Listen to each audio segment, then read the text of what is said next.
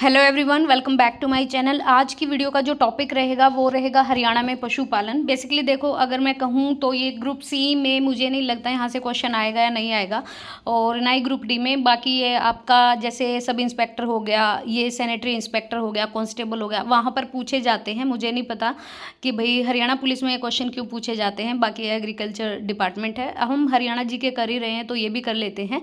तो हरियाणा में पशुपालन, यहाँ पे जो फर्स्ट क्वेश्चन रहेगा, लाल जंगली मुर्गे और कालिज फेजेंट प्रजनन केंद्र हरियाणा के किस स्थान पर स्थित है। और मैं आपको बता दूं कि हम हरियाणा जी के कर रहे हैं पीवाईक्यू के थ्रू। आपके जो प्रीवियस ईयर में जो एग्ज़ाम हुए हैं और जहां पर हरियाणा जी के पूछी जाती है, तो आप देख सकते हैं 2017 की शिफ्ट में है, तो आज से 7 साल पुराना क्वेश्चन है। जो स्टैटिक जीके का पार्ट होता है वो कभी चेंज नहीं होता। हाँ, करंट से रिलेटेड फैक्ट आपके चेंज हो सकते हैं। जैसे आज बजट, कल बजट आया है, कल आपका विधानसभा में बजट पेश हुआ है, तो आप बजट से पढ़ सकते हो कौन कौन सी योजनाओं पर काम किया जाएगा, अपकमिंग जो प्रोजेक्ट हैं वो कैसे लागू होंगे, वो आप कर सकते हो। और बाकी जो स्टैटिक पार्ट है वो हम ऐसे ही कर रहे हैं। तो लाल जंगली मुर्गे और कॉलेज फेजेंट जो प्रजनन केंद्र है, ये हरियाणा के मौनी में, आप पंचकुला कह सकते हैं, लेकिन अगर मौनी ही आया है आपके ऑप्शन में तो आप ऑप्शन सी लगा सकते हैं। जंगली लाल मुर्गी भारतीय उपमहाद्वीप में पाए जाने वाले 4 जंगल फाउल में से है, और जो गैलस प्रजाति से है। तो प्रजाति भी याद रखिएगा, गैलस प्रजाति से। आपका जो पेपर है सीईटी ये लेगा हरियाणा बोर्ड, ठीक है। तो कुछ नहीं पता भाई क्या होगा। लास्ट टाइम इन्होंने बोला था कि हम एस्टेट में ना सिलेबस चेंज कर रहे हैं और सीटेट के पैटर्न पर एस्टेट लेंगे, लेकिन जब एस्टेट का पेपर लिया तो इन्होंने बिल्कुल डिटो जैसे पहले लेते थे ऐसा ही डाल दिया, उसमें कुछ पेडागोजी नहीं डाली। तो एचबीएससी भी एचएसएससी की तरह ही है, कुछ नहीं पता भाई कहाँ से क्वेश्चन पूछ ले। तो प्रजाति याद रखिएगा, गैलस प्रजाति से है जो लाल जंगली मुर्गी है, जो जंगल फाउल में से, हाँ लाल जंगली मुर्गी, ठीक है। मुर्रा किस जानवर की नस्ल है, तो ये तो हम सभी को पता है, ये भैंस की नस्ल है। और मुर्रा नस्ल की जो भैंसें हैं वो काफ़ी प्रसिद्ध है हरियाणा में ज़्यादा दूध देने के लिए। तो ऑप्शन बी। एशिया का सबसे बड़ा पशुपालन जो फार्म है वो हरियाणा में कहाँ पर है, तो हिसार में ही हो सकता है ये।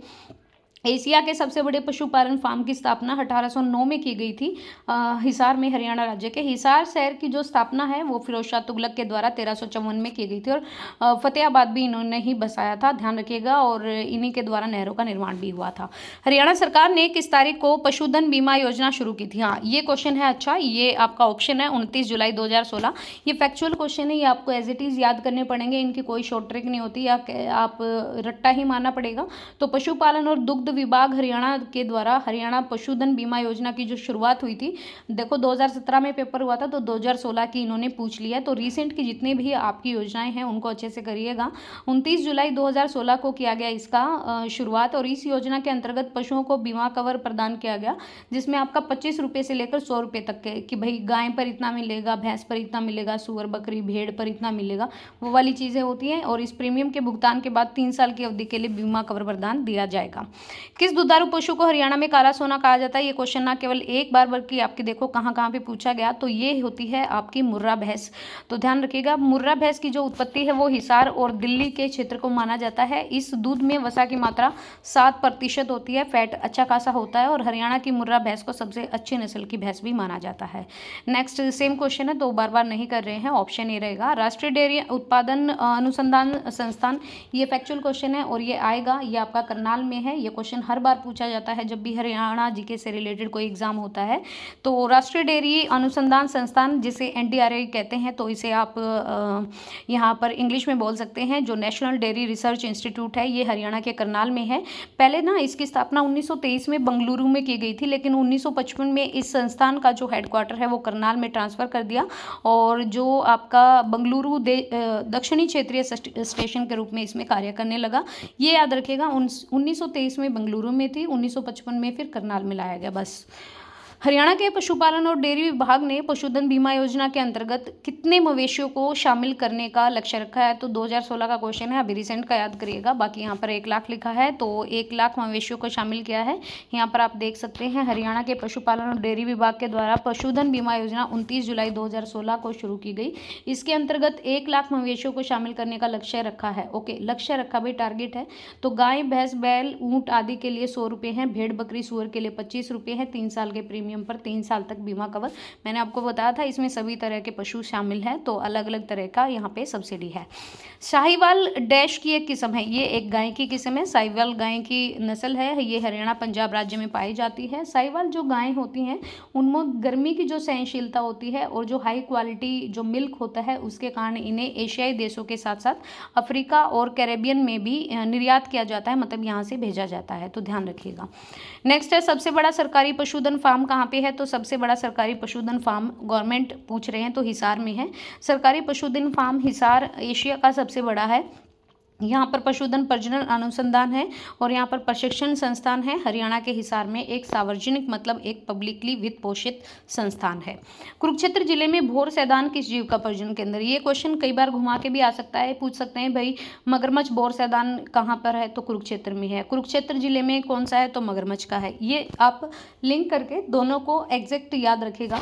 कुरुक्षेत्र जिले में स्थित भोर सैदान गाँव में मगरमच्छ प्रजनन केंद्र है। 1982 से 83 में इसका अधिग्रहण करके वन विभाग ने इसका प्रबंधन अपने हाथ में लिया। तो ये किस विभाग के अंतर्गत आता है, ये वन विभाग के अंतर्गत आता है 1982-83 के बाद। भैंस की प्रजाति ब्लैक गोल्ड तो बुर्रा है, तो ध्यान रखिएगा। नेक्स्ट करते हैं, और इसको हरियाणा राज्य का गोख भी कहा जाता है, ये याद रखिएगा। और काफ़ी हाई रेट की होती हैं, तो विक्रय दाम अधिक होने के कारण मुर्रा भैंस को हरियाणा का काला सोना भी कहा जाता है। हरियाणा भारत में पशुपालन में डैश के बाद आता है, तो ये आता है गुजरात के बाद, ठीक है, पंजाब मत कर देना, गुजरात के बाद आता है। तो 20वीं पशुधन गणना हुई थी 2019 के अकॉर्डिंग हरियाणा भारत में पशुपालन में गुजरात के बाद आता है। बाकी बजट और जो इकोनॉमिक सर्वे है हरियाणा का उसको ज़रूर पढ़िएगा, उसमें क्या क्या बोला गया है उसके अकॉर्डिंग ही क्वेश्चन को सेट किया जाएगा। हरियाणा में भैंस की कौन सी नस्ल प्रसिद्ध है, तो ये मुर्रा जो नस्ल है वो प्रसिद्ध है। तो ये आगे चलते हैं, नेक्स्ट क्वेश्चन है यहाँ पे, मुर्रा किस जानवर की नस्ल है, तो भैंस की है। कुरुक्षेत्र जिले के थानेसर नगर में कुक्कुट रोग जांच प्रयोगशाला कब स्थापित की गई, ये कुरुक्षेत्र जिले में है, कुक्कुट रोग है यहाँ पे। और ये बेसिकली आपकी कुरुक्षेत्र जिले में थानेसर जो नगर है उसमें वर्ष 88-89 में कुक्कुट रोग जांच प्रयोगशाला की स्थापना की गई। फैक्चुअल क्वेश्चन है, 1988-89 याद रखिएगा, ऑप्शन सी। भिवानी जिले में सघन पशु विकास परियोजना किस वर्ष आरंभ की गई थी, तो ये की गई थी 1972 में। भिवानी हरियाणा जिले में सघन पशु विकास परियोजना 1972 में शुरू की गई। दुग्ध क्षेत्र में उत्पादन बढ़ाने के लिए 1964 और 66 में भारत में सघन पशु विकास कार्यक्रम चलाया गया था। भाई हमारे हरियाणा बनने के 6 साल बाद ही ये परियोजना आरंभ कर दी थी, सघन पशु विकास परियोजना।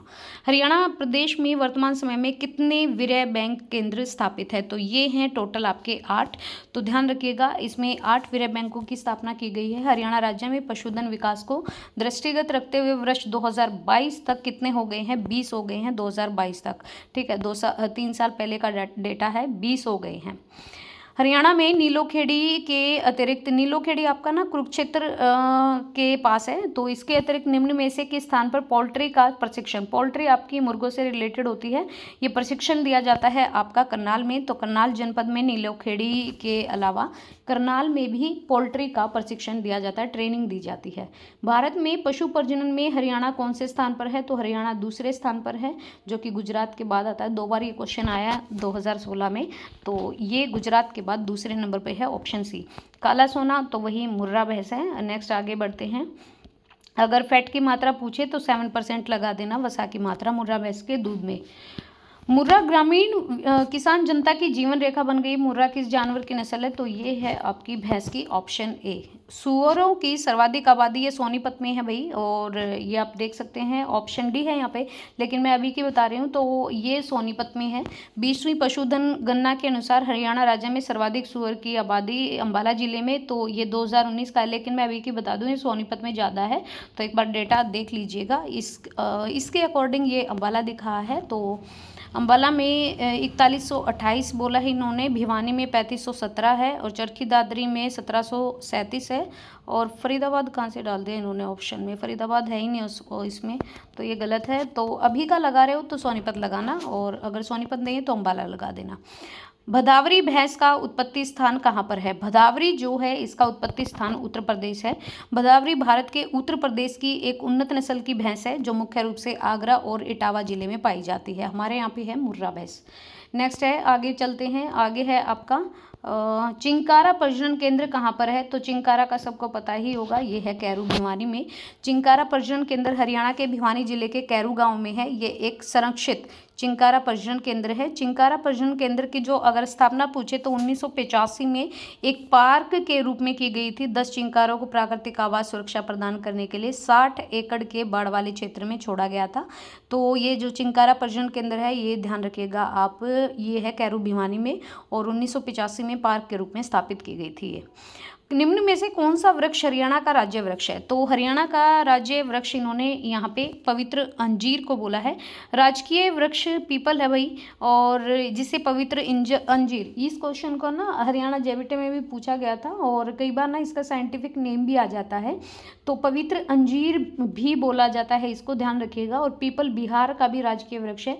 पीपल को हिंदू धर्म में एक पवित्र वृक्ष माना जाता है और इसका जो साइंटिफिक नेम है ना वो है आपका फिकस रेलिजियोसा। और जो आपका बरगद का है ना, बरगद का, उसका भी फिकस, लेकिन ये नहीं है, पीछे अजीब सा नाम है वो एक इंग्लिश में, वो देख लेना एक बार, लेकिन आगे फिकस ही है। तो बरगद का भी देखना और पीपल का भी देखना। बरगद हमारा ऑल ओवर है और जो ये पीपल है हमारा यहाँ का हरियाणा का, तो इसका फिकस रेलिजियोसा है। छिलछिला वन्यजीव अभ्यारण्य कहाँ पे पाया जाता है? तो ये आप सभी को पता होगा, छिलछिला वन्यजीव अभ्यारण्य जो है वो कुरुक्षेत्र में पाया जाता है। ये अभ्यारण्य 28.92 हेक्टेयर में फैला हुआ है। सुल्तानपुर पक्षी विहार पक्षी विहार, अच्छा, सुल्तानपुर पक्षी विहार हरियाणा के किस जिले में? तो ये गुरुग्राम में है, हम सभी को पता ही है, काफ़ी फेमस भी है ये। हरियाणा के, बिहार लिख रखा है, विहार आएगा। सुल्तानपुर पक्षी विहार हरियाणा के गुरुग्राम जिले में है। जुलाई 1991 में इसे वन्य जीव संरक्षण अधिनियम के तहत राष्ट्रीय उद्यान का दर्जा दिया गया। 1991 में सुल्तानपुर राष्ट्रीय पक्षी विहार मूल रूप से पक्षी प्रेमियों के लिए स्वर्ग है और यहाँ पर हर साल 90 से ज़्यादा प्रवासी पक्षी चारागाह की तलाश में आते हैं सर्दियों में। गिद्ध संरक्षण और प्रजनन केंद्र हरियाणा के किस जिलों में है? तो ये है आपका पिंजौर में, और हाँ जी, ये है आपका पिंजौर में गिद्ध संरक्षण प्रजनन केंद्र। हरियाणा वन विभाग और बॉम्बे नेचुरल हिस्ट्री सोसाइटी की ये एक मिलीजुली परियोजना है और ये हरियाणा के पिंजौर जिले में, तो ऑप्शन ए आएगा। कालेसर पूछे, कालेसर राष्ट्रीय उद्यान ये आपका यमुनानगर में है, लेकिन किसके लिए प्रसिद्ध है? तो कालेसर है आपका बाघों के लिए प्रसिद्ध और ये हरियाणा राज्य के यमुनानगर में है। यह है राष्ट्रीय उद्यान बाघ और हाथी जैसे जो डेंजर्ड जो पक्षी हैं उनके संरक्षण के लिए है। 8 दिसंबर 2003 को इसको एक राष्ट्रीय उद्यान के रूप में घोषित किया गया था, नेशनल पार्क के रूप में।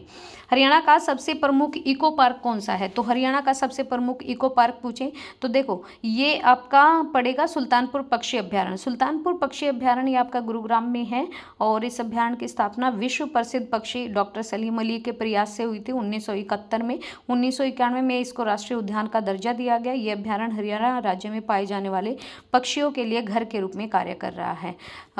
आगे चलते हैं, आगे है निम्न में से कौन सा हरियाणा का राष्ट्रीय उद्यान है? तो सुल्तानपुर है, जिम कॉर्बेट आपका आसाम का है, आपको सभी को पता है। सुंदरबन आपका वेस्ट बंगाल से रिलेटेड है, सतपुड़ा आपका एमपी से है। तो यहाँ पे जो है ये सुल्तानपुर राष्ट्रीय उद्यान है जो गुरुग्राम जिले में है और सुंदरबन राष्ट्रीय उद्यान पश्चिम बंगाल में है ओब्वियसली, और जिम कॉर्बेट आपका उत्तराखंड में, अच्छा ये सॉरी ये आसाम में नहीं भाई, उत्तराखंड में है जिम कॉर्बेट, जिसे पहले वो रामगंगा भी कहा जाता था, ठीक है, ये आपका उत्तराखंड में, सॉरी। हरियाणा में 2 राष्ट्रीय उद्यान हैं, उनमें से एक सुल्तानपुर और दूसरा है हमारा भिंडावास, ये आप सभी को पता होना भी चाहिए। तो यहाँ पे देखो एक है आपका भिंडावास नहीं कालेसर, एक तो है आपका 2 राष्ट्रीय उद्यान है, एक सुल्तानपुर है एक कालेसर है। सुल्तानपुर राष्ट्रीय उद्यान हरियाणा के गुरुग्राम में है। इसे 1991 में वन्यजीव अधिनियम के तहत राष्ट्रीय उद्यान का दर्जा दिया गया। और कालेसर राष्ट्रीय उद्यान अभी हम पढ़ के आए थे कि भाई ये हाथियों के लिए और जो बाघ के संरक्षण के जो डेंजर्ड मतलब खतरनाक प्रजातियों के घेरे में जो आता है, जो लुप्त होती जा रही हैं, उनके संरक्षण के लिए है। तो कालेसर और सुल्तानपुर ये हमारे 2 राष्ट्रीय उद्यान है, नेशनल पार्क हैं। पीपली मिनी चिड़ियाघर किस जिले में आता है? तो ये आएगा आपका कुरुक्षेत्र में, ठीक है। पीपली मिनी चिड़ियाघर है, ये कुरुक्षेत्र में। सबसे बड़ा चिड़ियाघर आपका यही है, रोहतक में है, ये काफ़ी बड़ा है। तो पीपली मिनी चिड़ियाघर कुरुक्षेत्र में है और ये आपका 1982 में इसको एस्टेब्लिश किया गया। ये चिड़ियाघर 27 एकड़ में है और इस चिड़ियाघर में एक काला हिरण प्रजनन केंद्र भी है। तो ये फैक्ट याद रखेगा, काला हिरण प्रजनन केंद्र पीपली मिनी चिड़ियाघर में है। हरियाणा के किस जिले में सबसे कम वन क्षेत्र है? तो ये है आपका फतेहाबाद में, ऑब्वियसली। तो भारतीय वन रिपोर्ट 2019 के अकॉर्डिंग हरियाणा राज्य का सबसे न्यूनतम वन जिला है आपका फतेहाबाद, जहां पर कुल भौगोलिक क्षेत्र का 0.71 पाया जाता है। और हरियाणा के अन्य न्यूनतम वन जिलों में एक आपका जींद है 0.78, एक आपका सोनीपत है 0.99, एक आपका पलवल है 1.03। और वैसे भी ऑल ओवर बात करें पूरे भारत में तो हरियाणा में सबसे कम वन क्षेत्र है, और सबसे कम ही यहाँ पर क्या है लिंगानुपात, ठीक है, तो वो भी याद रखिएगा। कितने वन्य जीव अभ्यारण्य है हमारे पास है 8 वन्य जीव अभ्यारण्य। कालेसर वन्य जीव अभ्यारण्य यमुनानगर में, वीर शिकारगढ़ कुरुक्षेत्र में, छिलछिला कुरुक्षेत्र में, नाहर ये आपका नाहर सिंह से याद रखिएगा रेवाड़ी में, अबूशहर सिरसा में सबसे छोटा है ये, भिंडावास झज्जर में, खप्परवास झज्जर में, तो ये दोनों ऐसे याद रखिएगा, भिंडावास और खप्परवास दोनों ही झज्जर में है। खोल ही रहतान आपका पंचकुला में है। और 2022 में अबूशहर वन्य जीव अभ्यारण्य को वन्य जीव अभ्यारण्य सूची से बाहर कर दिया है, तो ये भी याद रखिएगा। नेक्स्ट है हरियाणा का कौन सा नेशनल पार्क शिवालिक की पहाड़ियों पर है? तो शिवालिक के उत्तर पूर्व भाग में चले जाइए, ये है आपका कालेसर जो कि यमुनानगर में है। शिवालिक पहाड़ियों की तलहटी में वर्ष 2003 में घोषित किया गया कालेसर नेशनल पार्क को हरियाणा राज्य के यमुनानगर जिले में है, और ये राज्य का प्रमुख नेशनल पार्क है। ये बाघों के लिए, तेंदुआ, बार्किंग हिरण, सांबर, चीतल, अजगर, छिपकली आदि जानवरों के लिए प्रसिद्ध है। 27 एकड़ में है। हरियाणा के किस 27 एकड़ में पीपली चिड़ियाघर है, ये नहीं है, सॉरी। हरियाणा के किस क्षेत्र में सबसे बड़ा वन क्षेत्र है? तो पंचकुला ही मिलेगा। और भारतीय वन रिपोर्ट के अकॉर्डिंग हरियाणा राज्य में सबसे ज़्यादा वन क्षेत्र पंचकुला में है 43.51 के साथ। इसके बाद यमुनानगर में 10.94 और फरीदाबाद में 10.79, तो ये है। नेक्स्ट है पिंजौर में स्थित गार्डन का नाम बताइए। पिंजौर में यादवेंद्र गार्डन है, अगर गए हो तो घूम के आना, काफ़ी अच्छा है। और ये भारत के हरियाणा राज्य के पंचकुला के पिंजौर में है, पंचकुला में नहीं, पंचकुला के पिंजौर में। वैसे ओवरऑल बात करें तो पंचकुला के अंदर ही पिंजौर आता है, अगर पिंजौर ऑप्शन में तो पिंजौर लगाना, अदरवाइज पंचकुला। हरियाणा वन विकास निगम HDFC की स्थापना कब हुई थी? तो HDFC की स्थापना हुई थी दिसंबर 1989 में, और ये 1956 का एक्ट है। इस अधिनियम के तहत 1984 में, सॉरी यहाँ पर 1984 आएगा भैया,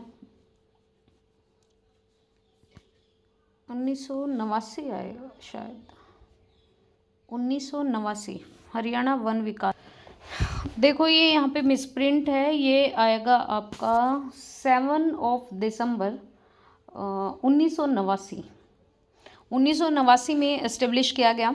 और इसका मुख्य उद्देश्य था किसानों को उनके खड़े पेड़ और उनकी उपज के लिए उचित मूल्य सुनिश्चित करना था, HFDC का मतलब। तो ये 1989 है, 7 दिसंबर 1989, 1956 का एक्ट है, अधिनियम है। भिंडावास वन्यजीव अभ्यारण्य हरियाणा के भिंडावास और खप्परवास दोनों ही झज्जर में है। तो आप देख सकते हैं भिंडावास झज्जर जिले में है। 2021 में मई में रामसर साइट के रूप में इसको नामित किया गया, और ये मीठे जल की आर्द्र भूमि है, वेटलैंड है, हरियाणा राज्य की सबसे बड़ी वेटलैंड है भिंडावास वन्यजीव और पक्षी अभ्यारण्य हरियाणा के तो झज्जर जिले में है, अभी हम पढ़ के भी आए हैं। 3 जून 2009 को भारत सरकार के द्वारा पक्षी अभ्यारण्य के रूप में स्थापित किया गया, और ये सबसे बड़ी मीठे पानी की आर्द्र भूमि है हरियाणा की। हरियाणा का सबसे बड़ा कैक्टस गार्डन कहाँ पर है? ये है आपका पंचकुला में। तो कैक्टस गार्डन हरियाणा के पंचकुला में 1987 में एस्टेब्लिश किया गया, और ये जो उद्यान है, ये जो पार्क है, ये आपका 3500 से अधिक प्रजातियों वाली दुर्लभ और लुप्त प्राय जो प्रजाति हैं उनके लिए समर्पित है। तो ये है आपका पंचकुला में कैक्टस वाला, ठीक है। नेक्स्ट यहाँ पे बात करते हैं सरस्वती वन्यजीव अभ्यारण्य। सरस्वती वन्यजीव अभ्यारण्य ये आपका हरियाणा के कैथल जिले में है, और इसको स्योंसर वन अभ्यारण्य भी कहते हैं, स्योंसर वन के रूप में जाना जाता है। ये हरियाणा के कैथल जिले में स्थित है। हरियाणा राज्य का तीसरा सबसे बड़ा वन्यजीव अभ्यारण्य है। राज्य का सबसे बड़ा वन्यजीव अभ्यारण्य है आपका कालेसर, ठीक है। नेक्स्ट है हरियाणा का एक महत्वपूर्ण पक्षी और जैव विविधता IBA क्या है? तो ये है आपका बसई वेटलैंड। बसई वेटलैंड की मैं बात करूं तो ये गुरुग्राम जिले में आता है, और इसके महत्वपूर्ण पक्षी और जैव विविधता वाले क्षेत्रों में से एक है, जो लुप्त प्राय पक्षी और अन्य जीव प्रजातियों का एक आवास स्थल भी है। तो इसे वसई वेटलैंड कह सकते हैं हम, और ये एक महत्वपूर्ण पक्षी और जैव विविधता क्षेत्र भी है, वाइल्ड लाइफ डाइवर्सिटी भी है। ग्रीनिंग ऑफ हरियाणा कार्यक्रम ये किससे संबंधित है? तो ऑब्वियसली ये हमारा प्लांटेशन से है, वृक्षारोपण से है। ये कार्यक्रम वृक्षारोपण से संबंधित है। यहाँ पर वृक्ष और वनावरण की कमी को देखते हुए हुए सरकार के द्वारा वनावरण में वृद्धि के लिए कई योजनाएं प्रारंभ की गई और 1989 से 90 में शुरू किया गया। इनमें से कौन सी आर्द्र भूमि की श्रेणी में, तो भिंडावास है और ये मीठे पानी की झील है, झज्जर में है, सबसे बड़ी आर्द्र भूमि है, काफ़ी संख्या में प्रवासी पक्षी आते हैं। बीरबारा की मैं बात करूं तो ये आता है जींद में। जींद में बीरबारा वन्यजीव अभ्यारण्य है और इसका क्षेत्रफल है 419.26 हेक्टेयर। ये जींद शहर से 5 किलोमीटर दूर है, जींद खासी रोड पर 419.26 हेक्टेयर में। वृक्ष क्षेत्र की वृद्धि हुई, राज्य के वन विभाग रिपोर्ट 2011 के अकॉर्डिंग, अगर मैं टोटल यहाँ पे बात करूँ हमारे पूरे भारत में तो यहाँ पर 25.64 है शायद, और अभी की रिपोर्ट के अकॉर्डिंग। लेकिन वन संसाधनों में सतत विकास को बढ़ावा देने के लिए 2006 में वन नीति आई और राज्य की वन नीति 2011 के अकॉर्डिंग 6.8 की वन क्षेत्र की वृद्धि भी दर्ज की गई। नेक्स्ट कालेसर राष्ट्रीय उद्यान है, तो ये यमुनानगर में है, हम सभी को पता है, अभी हम पढ़ के भी आए हैं। और यहाँ पर जो सीमा लगती है वो हिमाचल प्रदेश की लगती है, उत्तराखंड और यूपी से भी लगती है। कालेसर राष्ट्रीय उद्यान का जो नाम है संरक्षित क्षेत्र में शिव मंदिर के नाम पर रखा गया है, तो याद रखिएगा ये शिव मंदिर को समर्पित है। विश्व जड़ी बूटी वानिकी का विकास लगभग 53,000 एकड़ क्षेत्रफल में हरियाणा के किस जिले में किया गया? ये किया गया पंचकुला जिले में। विश्व जड़ी बूटी वानिकी का लगभग जो विकास है 53,000 एकड़ में हरियाणा के पंचकुला जिले में किया गया। पंचकुला जिले का जो निर्माण है वो 15 अगस्त 1995 को अंबाला जिले से अलग करके पंचकुला और कालका तहसील को मिलाकर किया गया, तो 1995 में बना था पंचकुला। मोर और चिंकारा केंद्र कहाँ पर है? मोर और चिंकारा केंद्र की बात करें तो ये है आपका झाबुआ में, जो कि रेवाड़ी जिले के अंतर्गत आता है। मोर और चिंकारा केंद्र प्रजनन केंद्र ये रेवाड़ी जिले के झाबुआ में है। और मोर और चिंकारा प्रजनन केंद्र चिंकारा और मोर के लिए एक संरक्षित 750 एकड़ का जंगल है, तो काफ़ी बड़ा है। यादवेंद्र गार्डन आपका पिंजौर में है, पंचकुला के पिंजौर में, और ये आपका 17वीं शताब्दी में बनाया गया एक मुगल गार्डन है और ये 100 एकड़ के विशाल क्षेत्र में है। ये प्रकृति के साथ समय बिताने के लिए एक सुंदर जगह है, अच्छा है, मैं गई हुई हूँ तो काफ़ी अच्छा है। चौधरी देवीलाल हर्बल पार्क की बात करें तो ये यमुनानगर में आता है आपका, याद रखिएगा। हर्बल पार्क की बात कर रहे हैं चौधरी देवीलाल, तो ये आपका हरियाणा के यमुनानगर के चौहड़पुर गाँव में है। और औषधीय पौधों की वैरायटी है यहाँ पर राष्ट्रीय और अंतर्राष्ट्रीय बाजार में मांग को बढ़ते हुए देखकर इस क्षेत्र के औषधीय संसाधनों की व्यावसायिक क्षमता का दोहन करने के लिए इस पार्क का निर्माण किया गया है। मोरनी पंचकुला में स्थित एक प्रजनन केंद्र है और एक उद्देश्यपरक डैश का प्रजनन केंद्र भी है, तो यहाँ पर है आपका ये प्रजनन केंद्र है तीतर का।